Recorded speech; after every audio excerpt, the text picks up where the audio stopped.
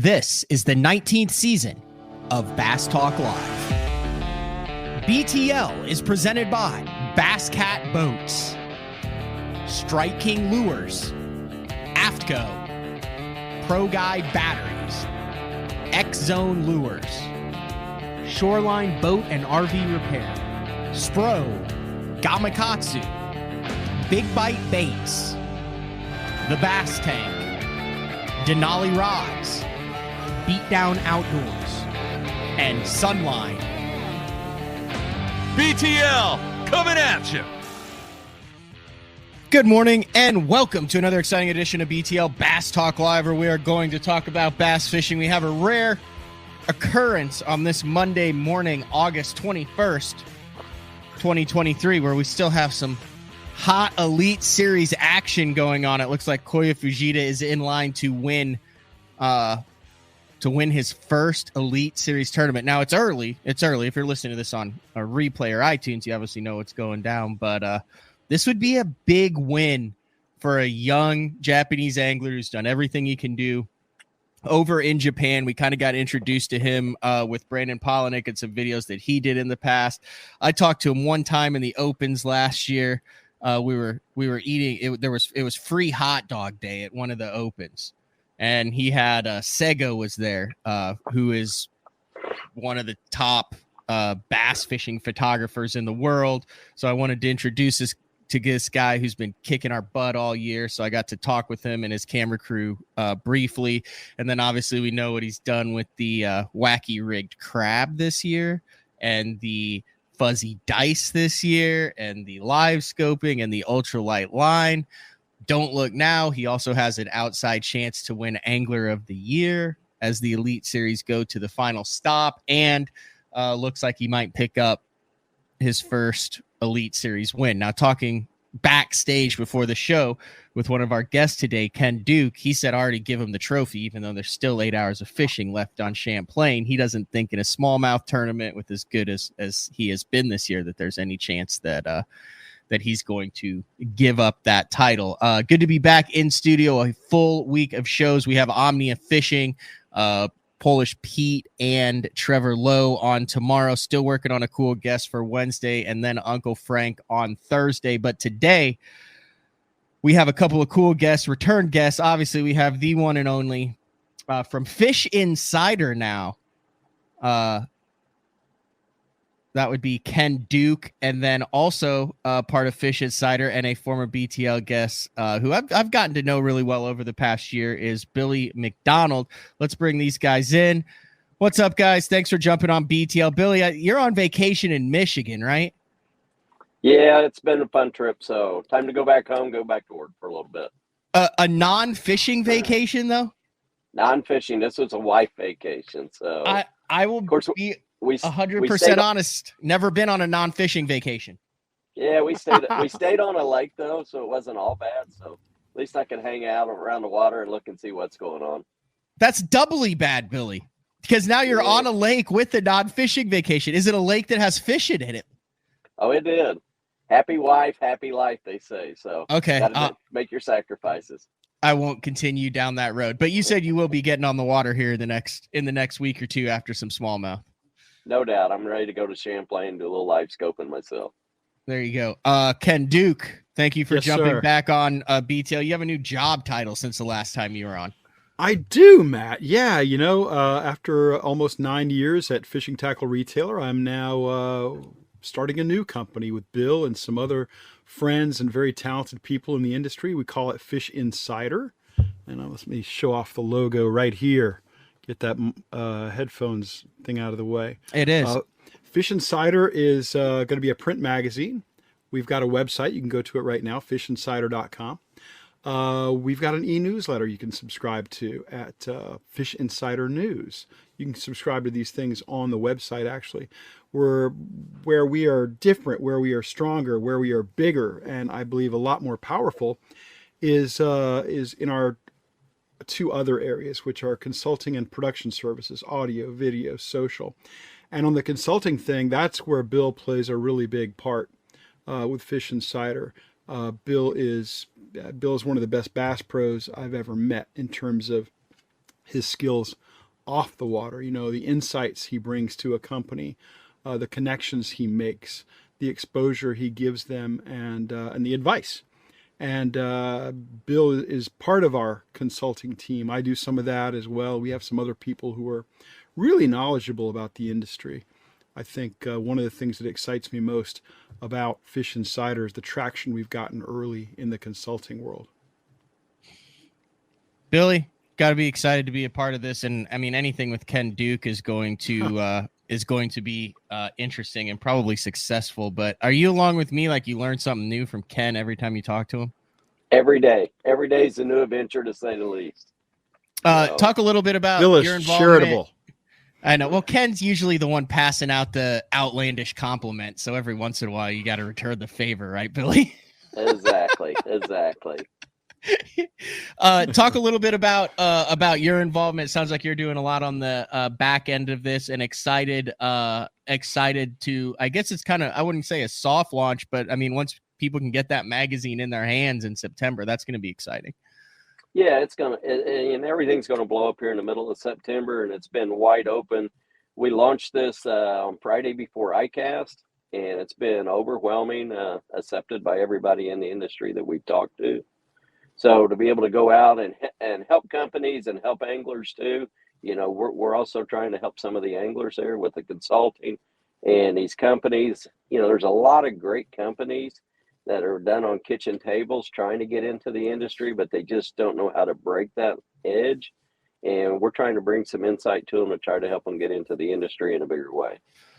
All right, let me ask you this. The majority of BTL listeners, I like to say, have the most educated fan base in the professional fishing industry. Now, it's not a huge fan base because I think it's small, but it is dedicated people.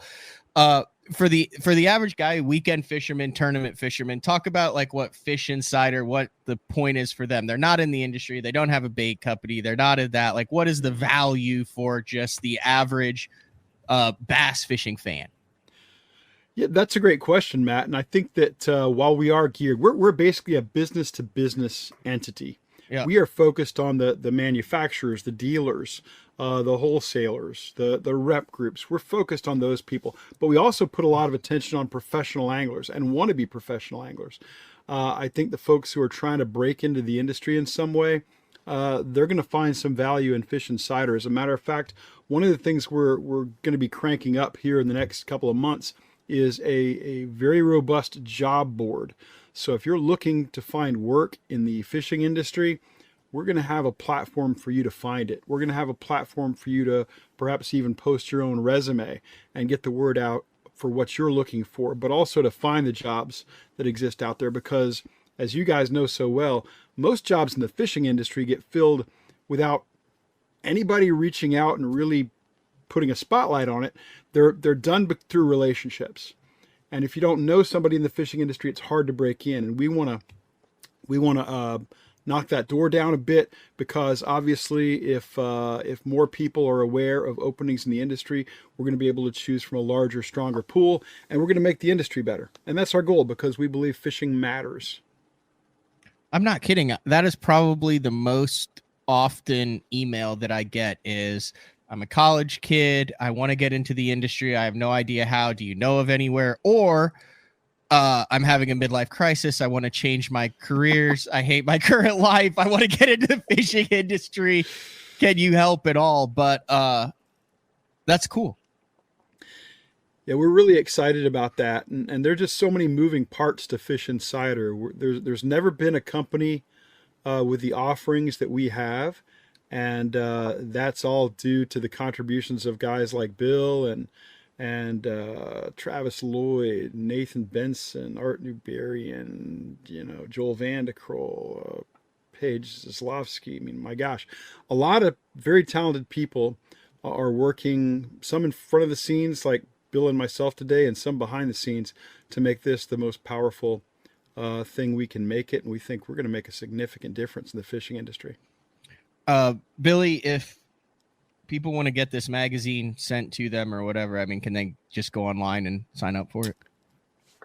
Go ahead, Ken. Know that answer. Well, they can, but what we would encourage people to do is, if you're already involved in the industry, then if you're a retailer, if you're a manufacturer, if you're a wholesaler or distributor, somebody who's working in that B2B world of fishing, this magazine is for you. How many of those are there? How many people are out there that are like that? I mean, you go to ICAST, it seems like everybody is, but then you go across and you're like, man, that's got to be a small market that you're targeting. Well, I would say that our market for the magazine that we're targeting is about 10,000 people. Okay. And that would be the best estimate we have is that there are about 8,200 tackle dealers in the U.S. Wow. And then there's another couple thousand people who work for manufacturers, wholesalers, the other group. And we want to get to all those people. And I would encourage all those people to go to our website, fishinsider.com. You can sign up for the magazine. You can sign up for the e-newsletter. Now, for the folks who are maybe just aspiring to a career in the industry, maybe they're looking for a job within the industry, I think their best efforts are going to be to subscribe to our e-newsletter, Fish Insider News. You can do that at fishinsider.com as well. Read that thing. Initially, we're going to go out a couple of times a week, but very soon we hope to expand that to 5 times a week. And it's going to be full of industry news. It's going to tell you where there are openings and opportunities. It's going to tell you who the movers and shakers are, who's changing companies. And as you get into the industry, that stuff becomes very important to you, and it becomes a big deal. But for the person who's not currently already working in the industry, I would say the magazine is not targeted at you just yet. So hold off. But by all means, pay attention to that website, fishinsider.com. Get that e-newsletter, Fish Insider News, and you're going to be up to speed quickly. How'd you get involved in this, Billy? And we will have a digital magazine as well. Yes, we will. Be available out there. So, I mean, it is available. And the best way to do that is to sign up, like I said, to get on the website and sign up for the Fish Insider News, and you'll see that digital magazine come out as well. So, okay. And Billy, how'd you get involved? How'd you get involved in all this madness too? I guess wrong place, wrong time. No, it was a blessing to say the least. You know, I met Ken a few years back. Actually, we've known each other for quite a while. We did a media event together. And then with Travis Lloyd too, Travis and I have been friends for probably 25 years. And we've all kind of been talking off and on, trying to find a way to do something else in the industry. And it just seemed like the stars aligned perfectly to make this happen. All right. You ready for Watts Bar in a couple weeks here? Now I'm going to St. Clair and try to clear my head. Watts Bar is going to be a grind. Catch all the fish before you go to Watts Bar. And be... Exactly. Yeah. You got any stats on Watts Bar, Ken? Watts Bar is not exactly the most frequently visited venue out there. When it is visited, it's usually brutally tough. Yeah, it's kind of like fishing the Ohio River, so maybe I got a little advantage on this one. I can go out and grind. Yeah, you've won a BFL out there before on the Ohio River, haven't you? Yeah, I have. So, been a good place. And the BFL, I had a whopping, I had 2 fish that day, but I had 7 pounds, 1 ounce. I'll remember that one for a long time. So you won a BFL with 2 fish. Oh yeah. It's the Ohio River, man. Hey, Ken, has there ever been a BFL 1 with 2 fish? I got to believe that on the Ohio River, there's been a BFL 1 with 1 fish, but I don't know that off the top of my head. There's no way that there's that level of tournament BFL was one with a single fish. Like, I think Billy might have the record for fewest number of fish in a BFL win. Hey, there was a West Point tournament back in the 70s, a West Point tournament, major circuit of the day. Can't remember what it was offhand, but it was one with a single fish, and it had over 100 boats. Steve Kennedy's dad win that one? No, I don't think so. Yeah, I'm going to say the BFL I won probably had 150 or 160 boats in it. There you go. I got lucky and caught a 5-1, I think it was, and then had a 2-pounder to go with it. He did not get lucky. He's damn good. I was looking before this. I didn't realize you have 3 BFL wins. Yes, sir. There's not that many people that can say that. Unless your name is Clapper. There you go. Steve's the king. King Clapper. Yeah. Or Brent Anderson. Yeah, he's won a bunch too. All right, Billy, anything else you want to get in here about Fish Insider before we let... Oh, nope, he's done. We lost him. I think he got a call is what it is. He'll be back in. There he is. You back, Billy? Yes, I'm back. All right, anything else you want to get in here before we let you get back on the fish-free vacation. Now I need to jump off here. I appreciate you guys letting me be here. All right. Thanks, dude. I appreciate it. All right. Thank you, guys. Billy. Hey, Matt, while I'm thinking about it, if you don't mind, I also want to mention that Fish Insider works with fishing guides as well. If you make your living in the industry, we have something that will help you do better business. And fishing guides certainly work within the industry. I've got a lot of buddies who are fishing guides, and I always joke with them and say for them, every day is a blind date because they've got to assess things. But we've got some programs that we're getting ready to launch that are going to be lucrative and very powerful for fishing guides and manufacturers. Okay. You like that? You like blind date? Used to. No, I mean the fishing guide reference. Yes. That's I'm not prying, Matt. I'm not prying. that is a fantastic reference there, Ken. I never saw you back up so quickly. Do you know how many like bass fishing guides there are? There are 17 in the country. No, I have no idea, man. Do you have any idea? Question. Because it feels to me like there's been more and more. Like, especially recently, now you've got the specialty, especially with the forward-facing sonar and the big fish boom and all of the social media and access. To me, it seems like, and maybe it's just because I'm in the industry, but it seems like everybody I know is either a part-time guide, a full-time guide, a specialty guide. They do a few trips, a ton of trips. Does that seem like that to you? Like there's been a lot more guiding opportunities that have popped up specialty wise, especially over the past 5 years? That's a great question. I don't know. I don't have a feel for it. I will tell you, I think that by law, everybody who works in a Bass Pro Shops has to guide at least part-time. There's a couple of people I've seen at Bass Pro I wouldn't want to guide me. Oh, there's also absolutely. a lot that I have. Yeah, there's that's a great question though. I think the guide business has changed so much since I've been fishing. And listen, when I got into it, there wasn't there's so many subcategories. You've got hey, I'll teach you your electronics. I'll get in your boat for X number of dollars and we'll go over electronics and mapping and stuff. That's one type of guiding. Then there's like what my buddy Rick Harris is doing with Hill Country Hammers down on OHIV. There's, hey, you pay $1,000 a day. We bust our butt, try to get you on a 10-pounder, a 10 to 12-pounder. It's almost like a trophy hunt excursion. Yeah. That one harkens back to the days in Florida back in the 60s and 70s where if you didn't catch a 10, you didn't pay. And then there were a lot of guys. Oh, yeah. Guys like John McClanahan, Dennis Ron, even Doug Hannon. Those guys guaranteed 10s. Guarantee you a 10. I'm assuming that's all live shad or golden shiners. Pretty much. You're fishing with a live golden shiner under a float or on a free line or something like that. But yeah, that was a thing back in the 60s and probably into the mid 70s. Was it because there was so much less pressure out there? Or how were they able to do that? Was it that much better than it is now? I think it was, well, let's put it this way. The intelligent pressure was so much less. Yeah. You're talking about guys who are out there every day. And you won't remember this because you're much younger than I am, but back in the day when I started bass fishing in the early 70s, the saying was, and I think everybody believed it, was that 10% of the fishermen catch 90% of the fish. I've heard of it. Yep. I don't think that's anywhere close to true anymore. I think it's much more egalitarian now. And knowledge is so much more widespread. But back then, yeah, it wasn't that the pressure was so much less. It was that the intelligent pressure was less. And of course, Florida's got a lot of water. I don't know how many tens of thousands of lakes there are in Florida, but these guys were fishing on waters that basically never saw another boat. They're throwing out live shiners there. If they've got a client who can just sit down and wait them out, they're probably going to put them on a great fish. The live bait is mind-numbing when you actually think about it. So yesterday I went out with my buddy and we were crappie fishing.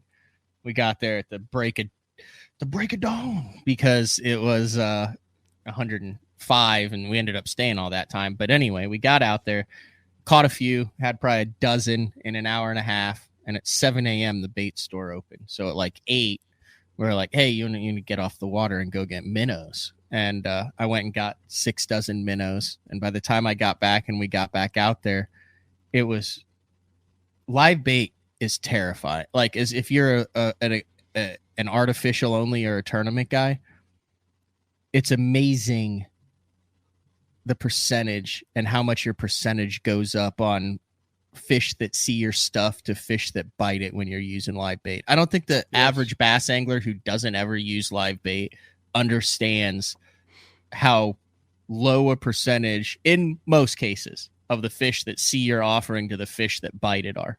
Because it was 5-1. You'd have all these crappie, they'd rise up out of the brush, they'd nose up on it, and they wouldn't eat it. We'd say, oh my gosh, it's a minnow day. And we'd get those minnows, they just shoot right up and we'd catch them. We ended up catching like 38 keepers. Yeah. I think if you haven't shiner fished in Florida, Matt, which I never have, give that a try.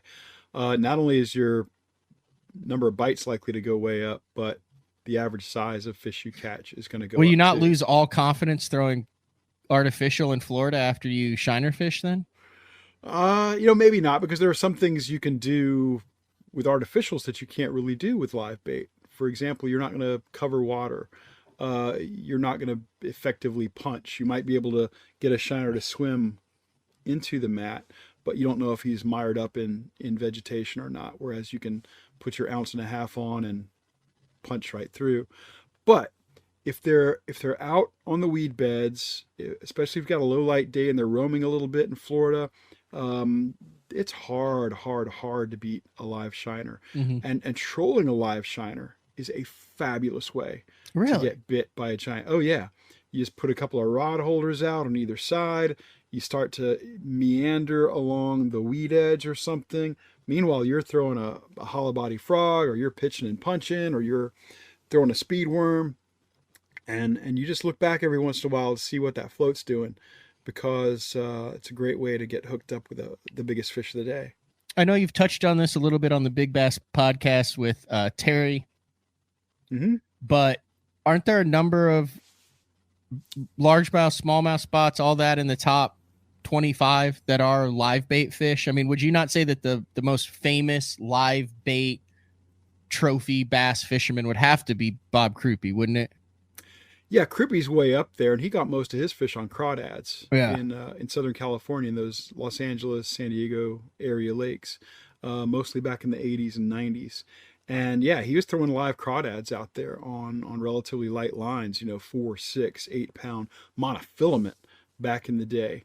And it's just hard to beat the real thing, very hard to beat the real thing. We've got a Big Bass podcast episode planned here for pretty soon with a guy by the name of Sean Rush. And Sean is probably the best big bass guide in Florida. He uses big shiners. He can put you on a big fish in the Ocala National Forest or that part of the state. And I think more of his clients register trophy catch fish, which is kind of Florida's equivalent to ShareLunker, except it actually works. And Sean is I met Sean when Glenn Lau, the great Glenn Lau, called me up one day and said, "Hey, I want you to meet the best fishing guide I've ever met." And he said it was Sean Rush. So when Glenn Lau says that, that's pretty big deal. Wasn't the world or tied for the world record? Wasn't that a live bait fish? Yeah, Manabu Kurita's fish in 2009 in Japan, which was basically 22 pounds 5 ounces, was caught on essentially a live bluegill. And he was bait fishing around some bridge pilings. He had seen a lot of massive fish there, and Kurita claimed that the smallest fish in that pod is the one that ate his bluegill, and it weighed 22.5. So did you start out bass fishing with a night crawler, like a live night crawler? I did. Number 8 gold Aberdeen hooks, 8 pound test mono on a Mitchell spinning rod and reel, going to the Rock Springs ponds and taking a big Canadian crawler. You want to keep them as cold as possible, so you have an ice pack in it. You just hook it straight through the tip of the nose and then pitch it around, let that thing wriggle completely free of weight, everything on the way down. I mean, that's how I bass fished for 3 or 4 years. I mean, when I started. Yeah, I started pretty much the same way. I think I was fishing a night crawler under a bobber. And that was it. I mean, I caught my first fish, which was a bluegill, fishing a cricket under a bobber. And, yeah, that's, bluegill is the gateway drug. And we go from there, a lot of people stay with bluegill, and there's nothing wrong with that. Catching a bluegill on ultralight or a fly rod or something is a blast. For me, I was excited to try bass, and my first efforts there were with a night crawler. And in fact, I will admit it right here on Bass Talk Live, the biggest bass I've ever caught, I caught on a night crawler when I was 12 years old. No way. Yes, sir. How big was it? 12.4. You caught a 12.4 on a night crawler? Yes, sir. Is this public knowledge? The 12.4 is kind of public knowledge, but the night crawler might not be. What was there a bobber involved too? No. Okay. I was too sophisticated for a bobber, Matt. Come on, man. What was the exact setup? How did that one come about on a night crawler? It was a spinning rod. I think it was an old Eagle Claw spinning rod. I forget what kind of spinning reel it was. It was probably a Sears brand spinning reel, because back then Sears was a thing. And the line on it had probably been on there for a couple of years. So who knows what it tested. If it tested more than 6 pounds, I'd have been shocked. And I was out fishing, I lived on a farm at the time in South Carolina. And I had a chance to go fishing before a junior high football game or middle school football game, I guess, at that time. Were you playing, or were you the statistician for the team? I was playing, Matt. Okay. Jeez, I'm just making sure. I was the left guard on offense, and I was a middle linebacker on defense. Thank you. Oh, I wow. wasn't Two-way player. Oh yeah. Well, everybody's a two-way player at 12 years old, but I was not a really big kid. I was a pretty good sized kid, but not really big. But I made up for it by being remarkably slow, and I had a chance to do a little bit of fishing before I had to go play that night, and so I had my trusty spinning rod, and I put a night crawler on, and I zinged a cast out there. In retrospect, I think I hit a weed line in the pond, and something picked it up. I set the hook, cleaned that fish, and ate it. Wait, you cleaned a 12-pounder and ate it? Cleaned a 12. Do you have any pictures of this? Yeah. Have you shown this on your show? I don't think we've shown it on the show. I think you and Terry need to do a show where you talk about your own big bass encounters. That would be interesting, because I'm sure that's in part what led to your obsessions with it. That's a fine point, sir. That is a fine point. You're right. You're absolutely right. That did factor in really big to wanting to do the Big Bass podcast, because I'd much rather catch one big fish than a lot of little fish, but I still like catching a lot of little fish. So I'm not one of those guys who can go out there and throw the giant swim bait all day. That makes me stark raving mad. But I do like catching big fish. Was it you that was telling me that the two best tasting types of bass are spawning bass and bass over 8 pounds? No, do not pin that on me. I did not say that. I never said any such thing. No, no. I thought that was you. I have said a lot of outrageous things on Bass Talk Live, as you know. You have. Some of them have put me in timeout, but I did not say that. Nor would I ever say that. Okay. But bass are delicious. Let's not forget, bass are delicious. When I cleaned that fish had a backbone, like this. I had to chop its head off with an axe. I was 12. I didn't know anything. On that note, we're going to take our first break of the show. When we get back, we'll talk about some more controversial stuff, because I believe that, and I don't mean this in an offensive way, because you wrote the record book, Ken. Like, there wouldn't be a record book without you. That's just the honest to God truth. But I feel like you can throw the record book out because of forward-facing sonar over the last 3 years. Average of wins, average age of angler, how much experience plays, what a limit means. That whole thing is obsolete now. And I don't mean for you to take offense to that, because you're the one who made that, but I would love to get your opinion on that. Can we dive into that after the first break of the show? Oh, baby. Yes, we can. You know it. All right. Fish Insider. Your title has chief in it or something, doesn't it? Yeah, well, my title is editor-in-chief. Okay, editor-in-chief of Fish Insider. Exactly. Ken Duke. We'll be back. BTL on a Monday, August 21st, right after this.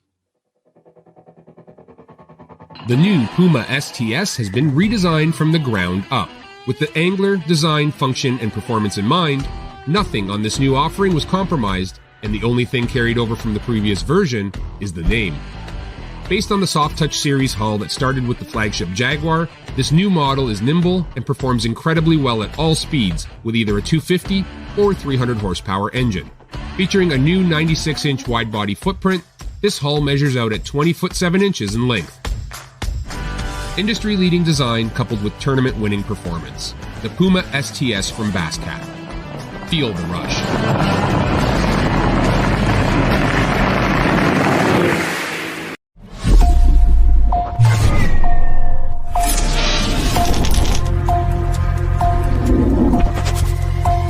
Everything you need, one legendary brand. Top one on Strike King.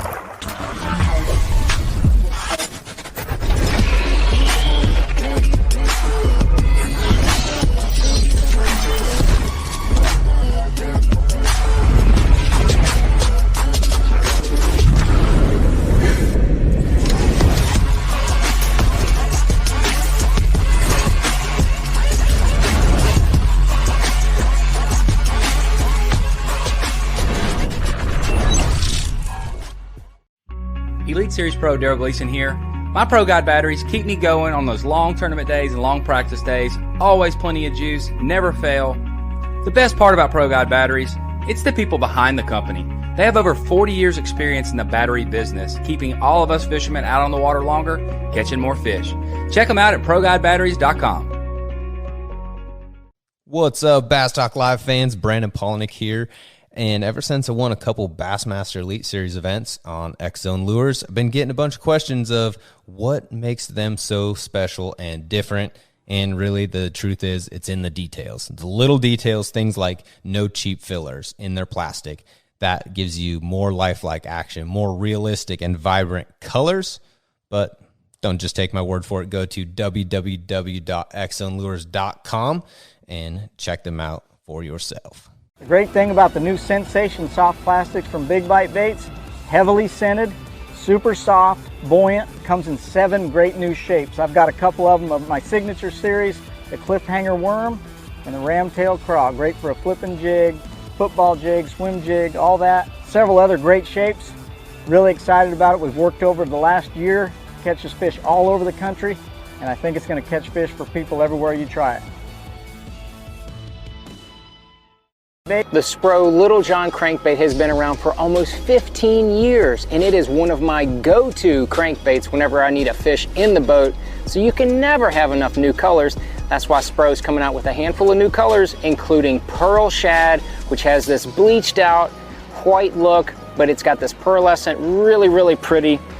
We've got Copper Shad, which looks amazing in the water. It's got that purple flake on the back, really, really pops in the water. And then if you want some real pop, we've got Sparkle Shad, nothing but sparkles all over this thing. And then last but not least, we've got the matte Sexy Shad, just a really different looking color for a crankbait. So you want to give them a little different look, that matte Sexy Shad is definitely the one to go with. All these colors are available in the original Little John and the MD. All right, we're back. How's that? Now I got you. I got you. It just everything went down on me. I didn't even say anything bad about the Bass Fishing Hall of Fame. As a matter of fact, I am now a supporter of the Bass Fishing Hall of Fame. I am looking forward to going to the induction ceremony at the end of August. You're going? Yeah, I'm looking forward to being there. I hope I'm allowed in the door, but I'm embracing the Bass Fishing Hall of Fame. All right, you have a lot of good friends that are in that Hall of Fame, but one of your good friends, Mike Iaconelli, getting inducted this time around. And of course, very well deserved. Mike's a slam dunk Hall of Famer, and I'm looking forward to watching him be inducted. I think September 28th. So good stuff. Oh, you say it too. Good stuff. That's what I say too much. Everyone's like, dude, you say good stuff too much. But maybe I got it from you. No. Maybe you're the one who contagious. you're the one who infected me with that saying. You can't blame me for everything, Matt Pangrat. Come on. All right. Before the break, and then the glitch. Forward-facing sonar, throw the rule book out on it, everything you've done over the last 20 years on who should win, how much it should take, where they should win, the whole 9 yards, no longer relevant. Yes, no, the floor is yours. I'm very interested in what you have to say about this and if you've done any research since forward-facing sonar has become so prominent across the bass fishing landscape. First of all, I deny your premise that it has changed everything. I think it has changed a lot, but I don't think it's changed the things that you're referencing there. Let's offer a little bit of history and background here. Garmin Panoptix LiveScope, the first forward-facing sonar, was introduced in 2018. It was such a big deal even at the time. People instantly realized this is a big deal. It won overall best of show at ICAST that year. Now, realistically, it took a year or so, or maybe two, for everybody to acquire some form of forward-facing sonar. And Matt, you and I remember very well when pros with the other major electronics brands were going out and buying LiveScope just so they'd have it on their boats. And this is when I first started, and I expect you first started seeing boats with sonar units set up like dominoes. You would see Garmin for this and Humminbird for that and Rants for something else. You'd wonder how this thing can't go to the moon with all that sophistication on it. Well, I think the very best way to assess the impact of forward-facing sonar is to look at the catch rates out there in tournaments. Okay. And because the data is so much simpler and straightforward on the Bassmaster Elite Series, also we have more history in the Bassmaster Elite Series since it goes back to 2006. I'm going to focus on that. And the first thing I want to say is that the historical catch rate, the average number of fish brought to the scales by an angler during the entirety of the Elite Series, is about 4.5.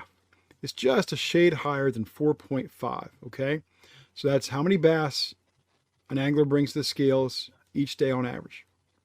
Now, in 2018, before everybody had forward-facing sonar, it was just the Garmin guys who would have had it in 2018, really. The Elites posted the highest catch rate they ever had. They were, what was that number? I've got it right here. They posted a number of almost 4.7. Okay. That was the very beginning of Panoptix. The very beginning of Panoptix. But let's also acknowledge that there are a lot of other factors that impact catch rates, and I want to come back to this at the end. But the things that impact catch rates, can we agree they are? Let's call it talent. Let's call it venue, how good the fishery is. Let's call it weather or conditions, and then after that, somewhere we have technology. Okay, so 4.5 is the average. Now, the two worst catch rates, the two very lowest catch rates in Bassmaster Elite Series history came in 2020 and 2021. After everyone had forward-facing sonar. If that comes as a shock to you, I get it. But the catch rates in 2020 and 21 were 4.2 and 4.3. Doesn't sound like a lot maybe, but that's a massive drop. Now, I'm going to tell you that some of that drop is attributed to the loss of talent in the league at that point. 68 guys had jumped ship from the elites and gone over to the Bass Pro Tour. And that's a significant loss of talent. But there's also the fisheries, there's also the water and weather conditions and so forth. And the two worst catch rates in history, 20 and 21. That was also the year 20 was the COVID year where they moved everything to the fall. So they hit all these fisheries during turnover and when it was sucking. That That factors into the conditions, but that doesn't help you in 21. Yeah. Which is the second worst catch rate in elite history. Now, in 2022, the catch rate jumped up just above 4.5.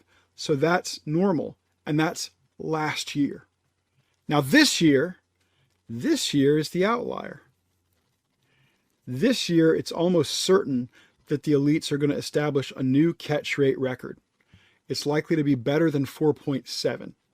So it's going to beat the 2018 number. Okay?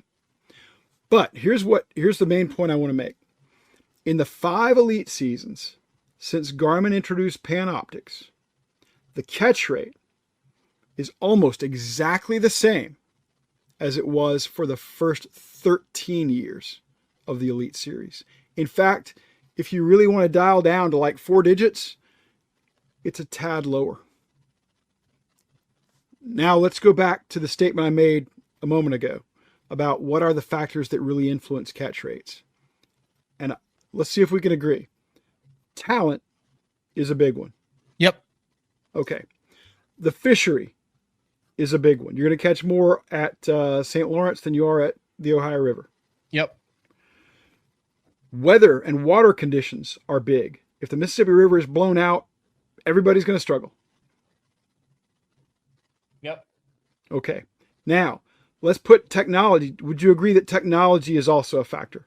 Yes. That's the whole premise of this discussion.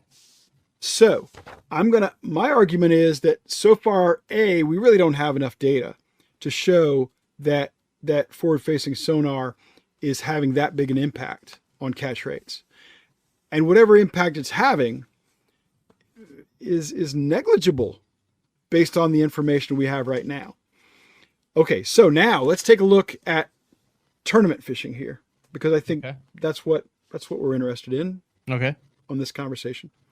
If we agree that talent, fishery, conditions, and technology are our 4 big factors, what is the factor that we want, that we as tournament fans want to be the biggest factor in determining the outcome of a tournament? I would assume skill. You want talent to win out. I'm right with you. I want talent to win out as well. Now I want you to take off your hat, that hat, your tournament fan and tournament angler hat. Yep. And I want you to put on your hat as a guy who works with sponsors, as a guy who works in the industry, as a guy who needs the sport fishing industry to be successful and lucrative. Talent, fishery, conditions, technology. Which one do you want to be the biggest factor? Obviously, technology. Technology, exactly. You know why? Because we want the angler to be able to purchase success. Or at least think he can purchase success. Yeah. We want to make money. We want to bring more people into the sport. We do that through technology. So, and I know you may not be going exactly to this place, but a lot of people talk about, let's ban forward-facing sonar in competition. Well, they're not thinking about it, in my opinion, from the right perspective. They're not considering all the elements to what this is. They are putting tournament fishing ahead of the entire sport. Mm-hmm. And I think that's foolish and dangerous. If we ban forward-facing sonar in tournaments, what we're effectively doing is cutting off all publicity for it. Because if it's not allowed in tournaments, it's not going to get the same kind of spotlight. Mm-hmm. And we're shooting ourselves in the foot as an industry. And we've run out of feet to shoot. We've run out of feet. we've already killed beginner content in the major publications. We've already killed content about fishing farm ponds or fishing from the bank. We've already eliminated content about fishing from small boats or buying a used boat or something like that. We've turned this into a rich man's sport, and our participation, which from 1991 till 2020 did nothing but go down, spiked in 2020 due to COVID, mm-hmm. but now it's back down again. What's more, since 1980 something at the latest, since the 80s, the percentage of anglers who buy fishing licenses and who identify themselves as bass anglers has declined every single year. We do not need to do something so amazingly stupid as ban technology. So I gave you a larger bite than maybe what you were looking for. Maybe no, heck no. That was a delicious bite. But that's my perspective on the whole forward-facing sonar thing. A, there's no significant evidence that it's making an impact in catches, at least at the elite level. B, if we take it away, we're doing so without data. We're not following the science, and we're hurting the larger industry, which should be something we're trying to support, because tournaments need to support the industry, not the other way around. That's well said. Thank you, sir. Okay, now what about statistics are we seeing, even though it might not be? Is there a chance that perhaps instead of, oh my gosh, I got a limit of keepers, now guys are coming in with limits of 3 and 4 pounders because, hey, the catch rate might not be up because they only need to catch 5. And with forward-facing sonar, you can target 3 to 5 pounders, so you don't need to catch more. There's not a lot of evidence to support that either. Since the onset of forward-facing sonar, overall average bass weights in the Elite Series have inched up a little bit. Like, how much is a little bit? A little bit is like not pounds. No, it's an ounce or two. It's less than 2 ounces. So you've got the same, if not lower catch rates, and the same, if not slightly higher weights. Yes. So, and you know what? And like we were talking about earlier, is that due to talent? Is that due to weather? Is that due to fishery? Or is that due to technology? Bass fishing has so many variables. I think it's impossible for us to attribute any of those changes simply to technology. Is this all just BS? Is this whole thing a marketing BS ploy? Do the electronics companies have people in reverse psychology on the message boards and on, like, I mean, is Randy getting paid by all of the electronics companies to be a counterpoint to this, to actually make it seem like it's bigger than it actually is? Well, you threw a lot of different players at me in that. I'm just saying, is this a giant conspiracy deal? No, it's the industry doing what the industry does, which is, depending on your perspective, you point to heroes or villains. Mm-hmm. And if your perspective is that of a professional angler who maybe is a little bit behind the curve on the technology, then it's a villain. If you're an industry person who requires big sales in electronics, then forward-facing sonar is a hero. And if you're a person with limited tools, and you think of yourself as being a hammer, and I'm not talking about a good angler there, I'm talking about a tool, a hammer, then every problem starts to look like a nail. Mm-hmm. And I think that's just so narrow. And I hate that, because people need to, especially people who are in a position of influence and who have an audience, they need to consider other perspectives, and they don't. And I think it's quite often it's because of the Dunning-Kruger effect. They're just too stupid to realize they're stupid. The what effect? There are these psychologists back in the, 60s, 70s, 80s, Dunning and Kruger. And they did a fascinating study. And they determined that the less intelligent a person is, the more likely it is they'll never realize they're not intelligent. So the stupidest people are most likely to think they're the smartest. Okay. And the smartest people are most likely to have doubts about their own intelligence. Okay. So you show me somebody who is just damn sure of himself on something like this, and I'll show you somebody who's a freaking idiot. Okay. I I will double down on that because Matt Ellis's comment that said with nearly 500 high school boat tournaments, it seems counterintuitive that participation is declining. What he is referring to is the 480 boat high school national championship that took place on Lake Hartwell recently. And what I have done is not said anything publicly about this because it's not the kids' fault that they're jamming 500 damn boats onto a fishery that should maybe support 150 boats. The 220 boat open was a stretch on that fishery. And I think that it is incredibly irresponsible and counterproductive to growing anglers, and they're making it look like a cash cow and a money grab by jamming 480 boats on a fishery.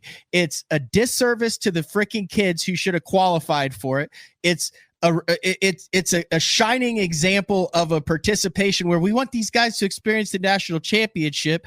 I think it should be 150 boat max. You're teaching them horrible freaking it's not the way it is. You're not teaching them pattern fishing. You're teaching them fishing in a crowd. This is not the way real life is. It is not enjoyable for the kids who have to get in the damn water 3.5 hours at 2:30 in the morning before the tournament starts. It doesn't highlight the talent, the skill, anything of these kids. It's a national championship. Not if you compete, you should make it to the national championship. I agree there are thousands of these things. I think it's incredibly irresponsible for the fishery to have 1,000 anglers. They're all bringing stuff in. It diminishes the experience of everybody as a whole. And while I am wholeheartedly for and support high school fishing, I think it's total BS that they would put 500 boats in a damn tournament and screw over the kids and everyone that's involved with it. And that should never happen again. And everybody who is in that should contact Bass, and they're doing it on FLW, and they're doing it in Texas and Independent, and it's everything on it, and it's given high school fishing a bad name, and there's nothing good about that many boats on a fishery and in it, and there's people that need to be held responsible for putting that many boats on a freaking fishery in a tournament and screwing over that many people, and it really, really ticks me off, Ken. I agree with everything you just said there, Matt. That's too many boats. That's not a quality experience. I would say to Mr. Ellis, whom I don't know, and with all due respect, sir, that is a ground level view of the sport. You went out there and you saw something. You know what? If you went out and you saw somebody catch a 10-pound bass on his first cast, you would think that's what everybody does in one cast. What I'm telling you is that license sales are down across the frickin' nation. Okay? I'm not looking at one derby on one body of water. I'm looking at the U.S. Fish and Wildlife Service numbers across the country. And that's what you got to look at, man. You can look out your window and see any number of things. You can look out your window and see a tornado and assume they're everywhere when they are not. And you can look out at a tournament on high school somewhere at Hartwell or wherever it was, and you can see 500 boats. But that is not the national story. You got to pay attention to the bigger picture here, because if you look only out your own window, God knows what you might see. And yeah, there are challenges too at that local level, but I'm trying to talk about a larger perspective. We're here on Bass Talk Live. People all over the country and the world are watching this show, and I'm trying to speak from a bigger perspective.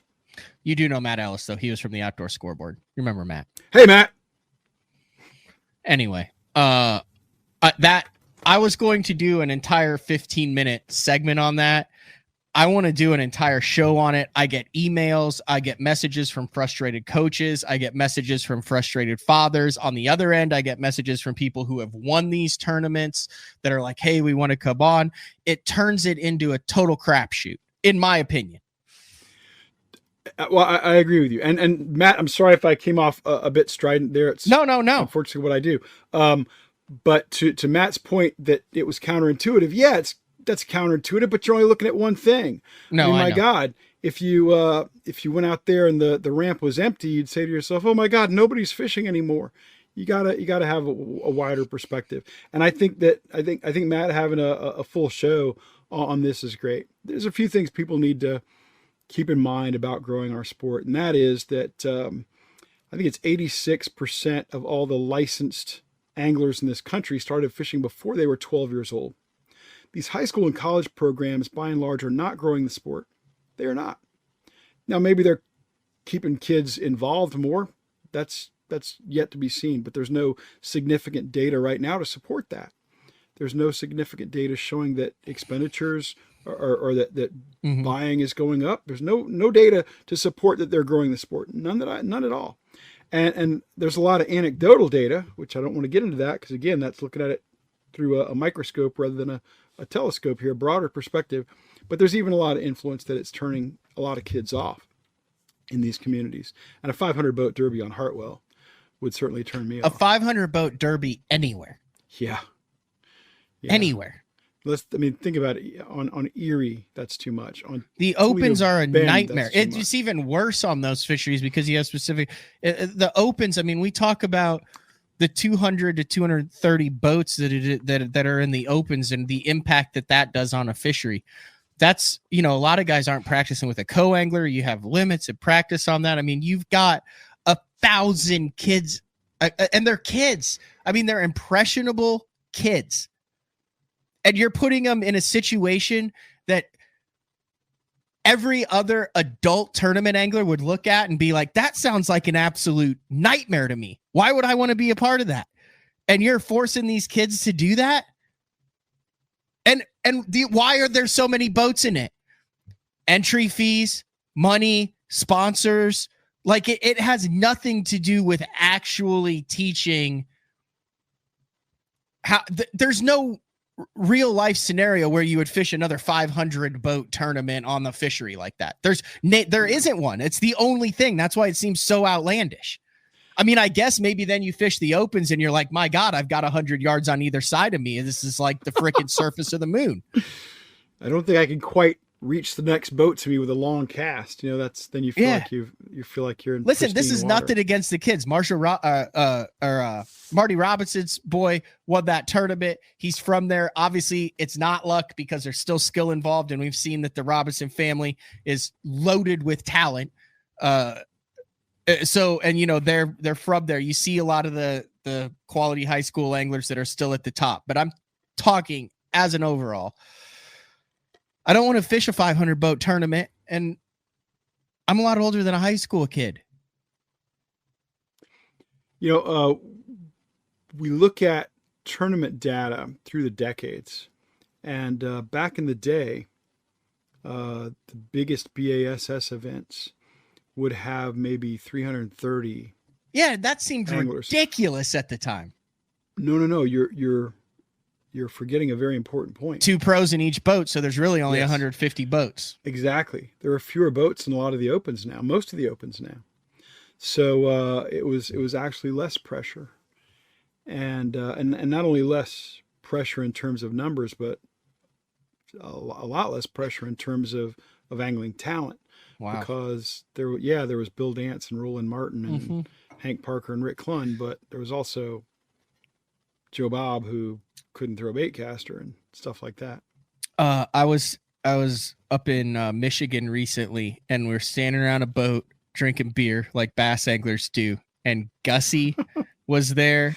And what a great guy he is. He is. This is 2 of the great guys in the sport. Gussie was there, and Jordan Lee was there, and they started talking about when Jordan Lee was fishing as a co-angler on the FLW tour, and he drew Gussie as his boater. So little did you know that within 10 years, they'd have 3 classic wins. They would have think about this. They would have flip-flopped tours and had 3 classic wins between them, which is crazy to think about. But they were talking about that day on the water, and it was so cool. Like, dang, back then, literally, Jordan Lee is a co-angler. Gussie is one of the only Canadians fishing the FLW tour at the time. I think he might have been one of the first ones on the FLW tour back then, but it was really cool to hear that. We could pay tribute to Gussie by doing the rest of the show in Canadian, in the Canadian language, eh? Oh my gosh. All right, we're going to take our final break of the show. When we come back, I don't want to dive into this because we're talking a 2-hour show. I want to have you back in like a week and a half or 2 weeks, because this is an entire show. We're already an hour into this one. Ken, and I want to be able to dive into it like we dove into this last one, and that is the weighting the criteria for the BTL most important or angler of the year. Hallman and I did it last year. We got torn apart on our criteria and how we weighted it. So we both said, okay, there's one guy who can properly weight this in accordance with history. It's Ken Duke. We're talking overall, everything involved. Oof. So will you come back on in a week and a half, 2 weeks to break that down? The answer to Matt Pangrack is always yes. Okay. I know I got fired up on this. Here's my deal on the high school fishing. If there's anybody out there, if you are a coach, if you run one of the organizations, take the Chamber of Commerce out because they want as many people there as possible.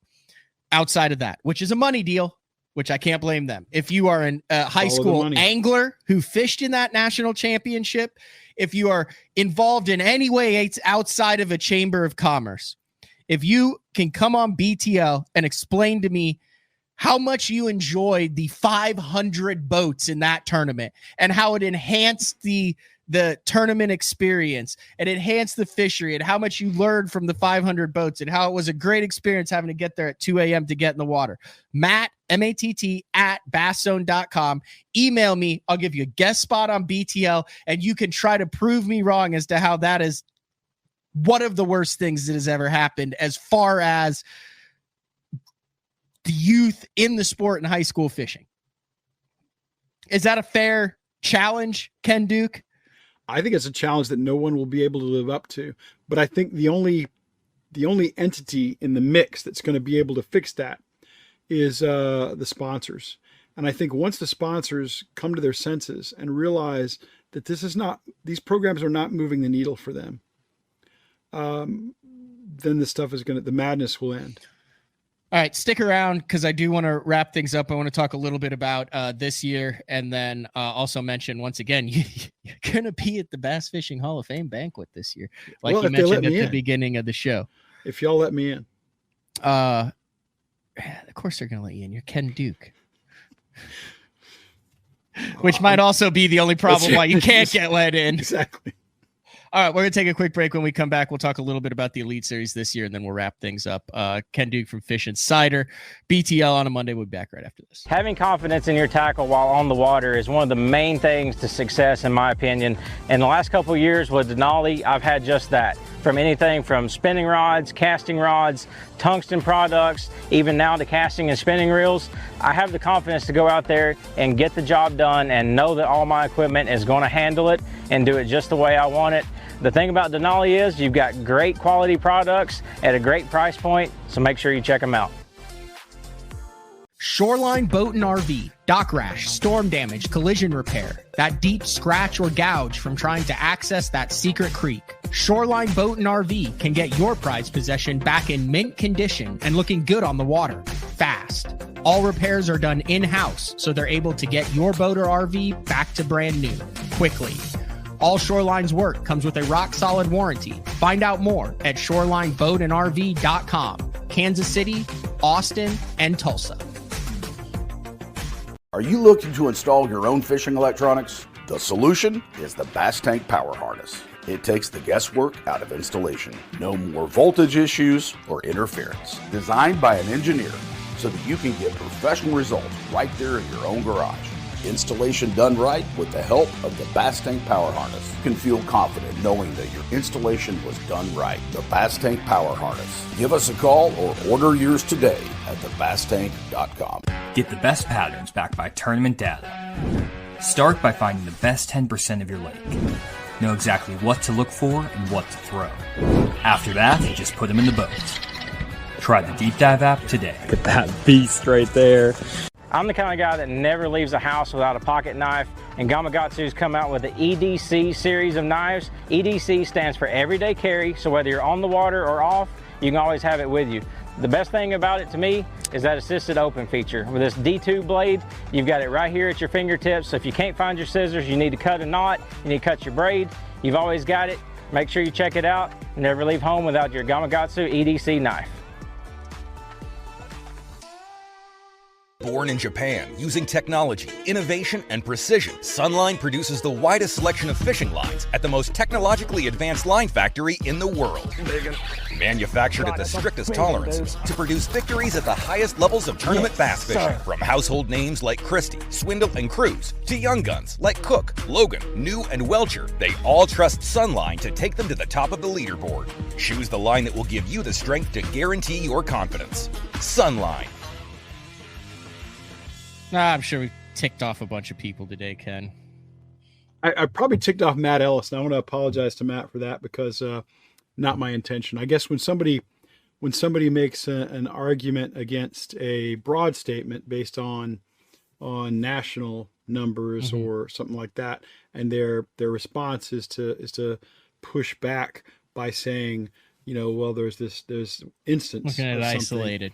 Yeah, an isolated. Well, I get that. And I get that it was counterintuitive, but I just think it's frustrating because if anytime you make a broad statement about a condition, anybody can easily come back and say, oh, there's this one instance where that's not the case. So, and then Steve says Matt is a forward-facing sonar guy and refuses to see it any other way. It's bad for the sport, and it doesn't make you a better fisherman. So where has the sport gone? I would counter by saying I wish I was a forward-facing sonar guy 100% of the time because I have tried to mix it into my arsenal. And as you can see, I'm in 42nd place in the standings in the Bassmaster Opens this year. And had I been a forward-facing sonar guy and actually relied exclusively on the technology, I probably would be a much higher because there is a group of young guns that are absolutely destroying everybody, and they are noted forward-facing sonar guys up at the top. But if you also listen to the beginning of the show, I don't know. I don't know where I stand in this because your statistics show otherwise, but it doesn't mean that those numbers aren't being reached a completely different way than they had been reached prior to 2018. Now that's a point I really like because I can tell you that the oldest angler to win an Elite Series tournament this year is only 34 years old.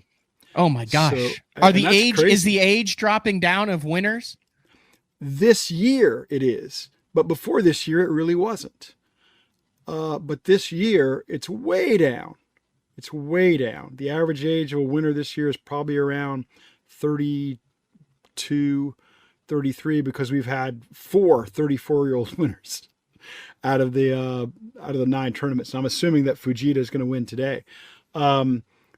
But as far as Steve's point about the forward-facing sonar guy, he says he doesn't believe it makes it doesn't make a person a better angler. Well, does down imaging make you a better angler? Does GPS make you a better angler? Side imaging make you a better angler? Yeah, I would venture to say Harold Allen. If those things do, then by God, forward-facing does too. Yeah. No, it 100% does. I mean, there was a time when Harold Allen could go under the bridge at Toledo Bend, and he was one of only 3 or 4 guys out there who could triangulate the hump using the tree the buzzards always use, the bush on the freaking bank, and where he is to find a high spot that you could only find dragging a freaking window weight on a rope behind the boat. Yes, it's all perspective, it's all about, a lot of it's about when you grew up and what you're used to and what you think the base. Okay, you've been around a while. Was there a backlash on GPS? Was there a backlash on 2D sonar, color sonar, side imaging? I kind of remember the side imaging. It was right when I was getting into it. Everyone seemed to be more amazed with it. There never seemed to be. The only thing I heard was the brush pile guys going, well, now everyone can find my brush piles. It's going to make brush pile fishing obsolete.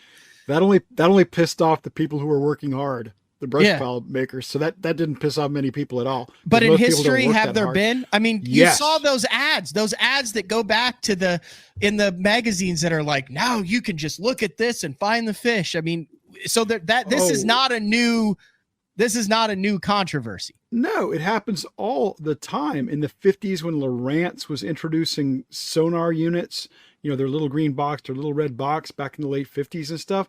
Enormous opposition to that, in efforts to ban it in states.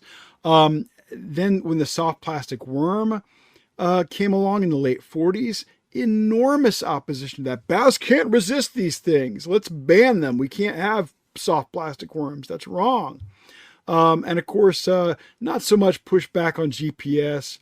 But GPS kind of came in gradually. GPS was available, but not that good. And then suddenly, when the U.S. military kind of released a lot of the blocks on it and made it wildly accurate, it didn't just suddenly burst on the scene.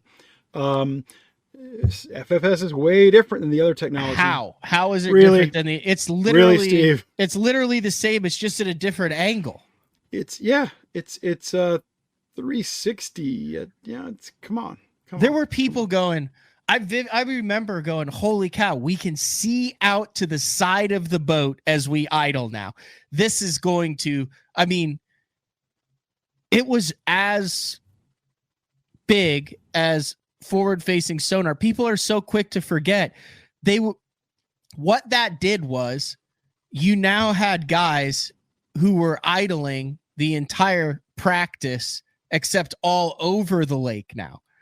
Yes. I mean, I don't remember hearing people talk about when Timmy Horton on Kentucky Lake on the final day side imaged for 7 out of his 8 hours before he saw a group of fish on his side imaging and he pulled off and caught 20 pounds on it.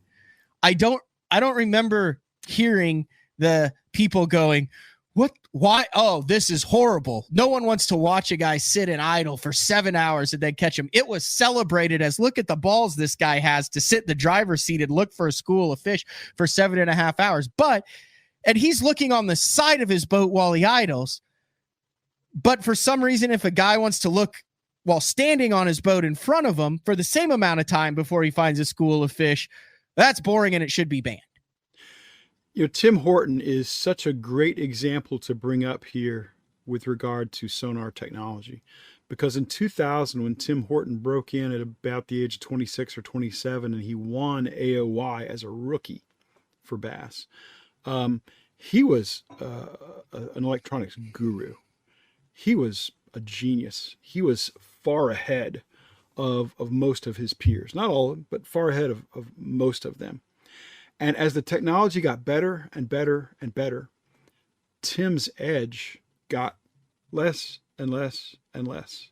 And suddenly, by about 2012, 13, 14, somewhere in there, the guys who could just launch the boat, turn on their sonar, and set it to auto had basically closed the gap with those people, who are super talented like Tim Horton.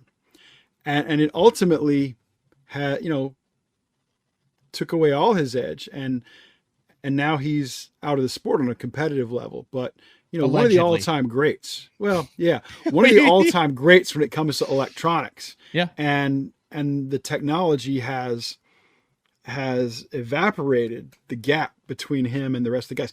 The other thing I want to say to people who have the same attitude as Steve, or anybody who wants to ban forward-facing sonar, look at what we're learning about these fish. Look at what we're learning about how they, Matt, back about the time that we were saying 10% of the fishermen catch 90% of the fish, we were saying you can have structure without bass, but you will never have bass without structure. We thought that bass always related to some feature in the substrate. Okay. And I am properly using the word structure here and distinguishing it from cover, which is another pet peeve of mine. But we thought they were always related to structure in some fashion. Now and then finally we drifted away from that. We started to say, okay, sometimes bait fish, schools of bait fish can be structure because the bass will follow them. And now we're realizing, hey, some of these fish are just out there. Randomly swimming over deep water, and they're opportunistically feeding or waiting to move into a structure or cover situation where they can better feed. We are learning so much. Do you really want to throw that away? I don't want to throw that away. I want to learn more. Great point. But all right, Fish Insider. FishInsider.com for all of your needs. Sign up for the newsletter. If you're in the industry, aspiring angler, guide, any of that stuff, then go for the full shebang and get the magazine and all that. Check out our e-newsletter, Fish Insider News, or Fin. and get that. We're going to be launching that very soon. As a matter of fact, I think the first edition might have gone out today. Really? Really? I need to get that. That needs to be on my coffee table. Well, I'm not sure it's a coffee table item exactly, but well, for me, it probably is. There you go. I have Visit Shawnee and the St. Jude Summer Edition magazine. Those are the two magazines on my coffee table. So Fish and Cider. You need to get Fish and Cider magazine for your coffee table, but you need to get Fish and Cider news. So when you wake up each morning, you have the latest and greatest. Yeah. And then the other, like the official table I have has your other book on it, like the one that slides out. I remember when your parents brought that book to me and asked me to sign it for you. Mm-hmm. My parents are big fans. You know what they don't like? They don't like 500 boat high school tournaments, Ken Duke. You brought it right back around, Matt. Brilliantly done, sir. All right, this has been another edition of BTL Bass Talk Live. Ken will be back on in a couple weeks to talk about the BTL Angler of the Year. Until then, head over to Bassmaster. A lot of people double screen it. They listen to this and they watch the Bassmaster if you're watching it live. If not, we'll be back tomorrow. Omnia Fishing will talk about the trends, tactics, lures, line, rod, everything that's been getting the job done in all these smallmouth venues. Love the feedback, even if we disagree with some of the feedback. Steve, you guys makes the show, like I said, most educated fan base in bass fishing. That's a tongue twister, but we got our way through it. And we've got the most educated man in bass fishing as a guest today. It's a great combo. Ken Duke, thank you very much for returning to BTL. And Billy. Absolutely, took time my out of pleasure. Vacation. Yes, thanks to Bill. Matt, thanks to you, brother. Appreciate you. All right, we'll see you guys tomorrow. Later.